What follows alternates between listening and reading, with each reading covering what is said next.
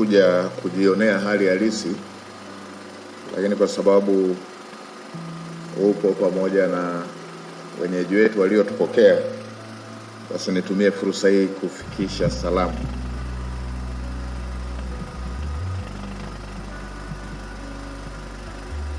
Nitambue itifaki yote kama ambavyo tulikwisha kutambulishwa, na nianze salamu kwa kuwaomba mpokee salamu kutoka kwa Mheshimiwa Rais Daktari Samia Suluhu Hassan, ambaye nilimuaga kwamba nitakuwa na ratiba hii. Anawasalimia sana. Na Mheshimiwa Waziri, wewe pamoja na timu yako, Mheshimiwa Rais anatambua kazi mnayofanya, na sasa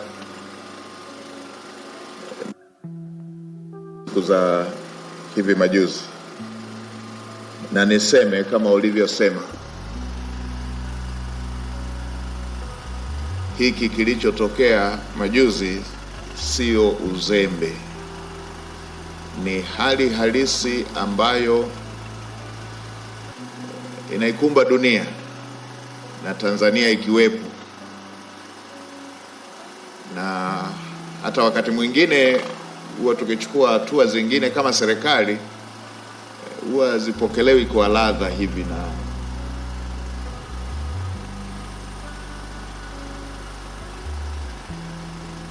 Watanzania kwa ujumla, na si kwa Tanzania tu,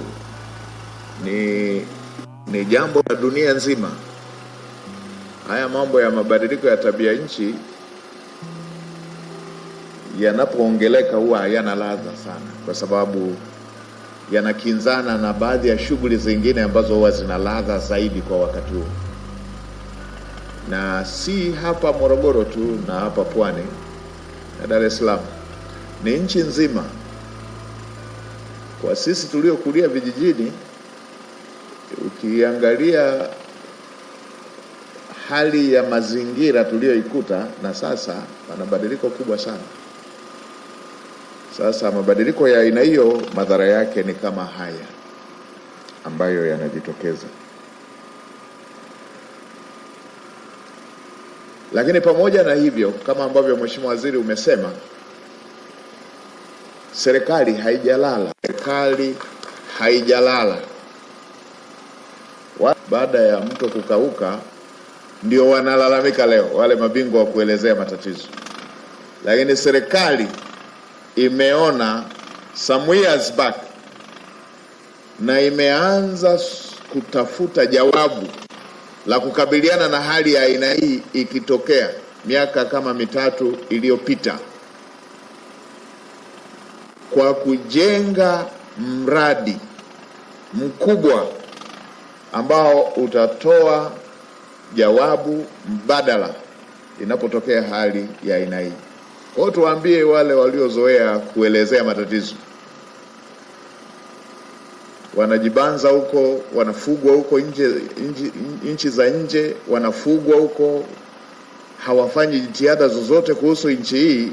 Wao kazi yao ni kuorodhesha matatizo, kwamba serikali haijalala, pamoja na kwamba serikali ilikuwa na kazi kubwa ya kutekeleza mradi mkubwa ambao kwa mtu yeyote mchumi angeweza kuwa na sababu ya kutosha kutokutekeleza mradi mwingine, kwamba kama unatekeleza mradi wa trilioni 6.5 wa bwawa la Mwalimu Nyerere kwa fedha za ndani, hiyo ingeweza kuwa excuse kuacha kwanza kutekeleza miradi mingine. Lakini bado serikali, kwa kutambua dharura za aina hii, imetoa zaidi ya bilioni 100, imeendelea kutekeleza mradi ambao si tu kwa ajili ya maji, utafanya pia kazi ya masuala mengine ya kijamii: umeme, umwagiliaji, mifugo na kadhalika. Kazi imeenda sambamba pamoja na miradi ya kimikakati iliyokuwa ikitekelezwa. Kwa hiyo kwa yule atakayesema mbona imechukua muda mrefu, kulikuwepo na miradi mingine pressing kama ule wa bwawa la Mwalimu Nyerere ambao umetekelezwa kwa fedha za ndani, ambao tulikuwa na shida kubwa ya mgao wa umeme kila dakika. Sasa ule umekamilika, huu uko zaidi ya 40%. Tulikuwa na jambo la reli ya kisasa ambao na wenyewe ni mradi wa kimkakati katika kipindi hichi, na wenyewe loti 2 zimekamilika. Na kulikuwa na ujenzi wa daraja la kielelezo la Kigongo Busisi, ambako kuna wananchi miaka na miaka wameteseka wakiwa ndani ya nchi, lakini wakijiona wako ng'ambo nyingine, ambao na wenyewe umekamilika, umeanza kutumika. Kwa hiyo hili si jambo la uzembe, ni kweli haya mambo ya mabadiliko ya tabia ya nchi ni ya kweli. Hii siyo historia tena, hii siyo ya nchi zingine, hii ipo na kwetu. Lakini tumpongeze Daktari Suluhu Hassan kwa sababu amekuwa sio mtu wa kuelezewa matatizo mara 1, 2, 3, 4 na kuacha kuchukua hatua. Kote ambako kumekuwa na tatizo limedumu, maelekezo anayotoa ni kwamba hili nataka kuona jawabu lake. Si huu tu akidunda, amekuamua miradi mingine ambayo ilishakwama tangu serikali ya awamu ya pili. Ina miaka 20, yeye kwenye miaka 4 amekuamua mradi wa Same Mwanga, mradi wa Butiama, mradi wa Butimba, mradi wa wapi huko Simanjiro, mradi wa miji 28.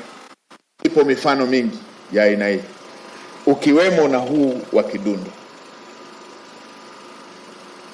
Sasa Mheshimiwa Waziri, tutakuwa na kikao na wenzetu wa Wizara ya Fedha, kiandaliwe hicho kikao, tukubaliane kuhusu kufanya mradi huu kama ambavyo wizara mmeomba, na hivyo ndivyo rais anavyotaka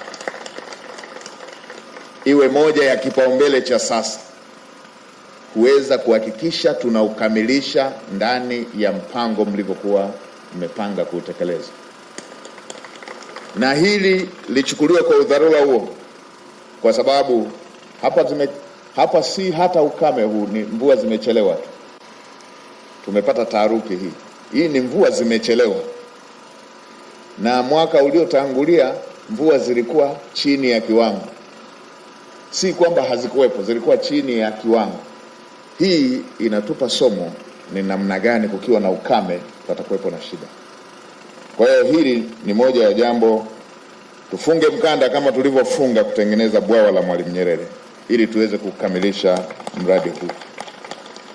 Na Mheshimiwa Waziri, tutakapokuwa kwenye kikao hicho pia tupate taarifa kamili ya feasibility study, ya usanifu unaofanyika kule Mto Rufiji. Ni nani anayefanya feasibility study? Wizara ya Maji. Wameshafikia asilimia ngapi? Watakamilisha lini taarifa? Iko sawa? Iko tayari? Iko sawa mkuu. Basi tutakapokaa kikao hicho na yenyewe hiyo tupate taarifa, tujue makadirio na yenyewe ianze mara moja, kwa sababu haya maji ni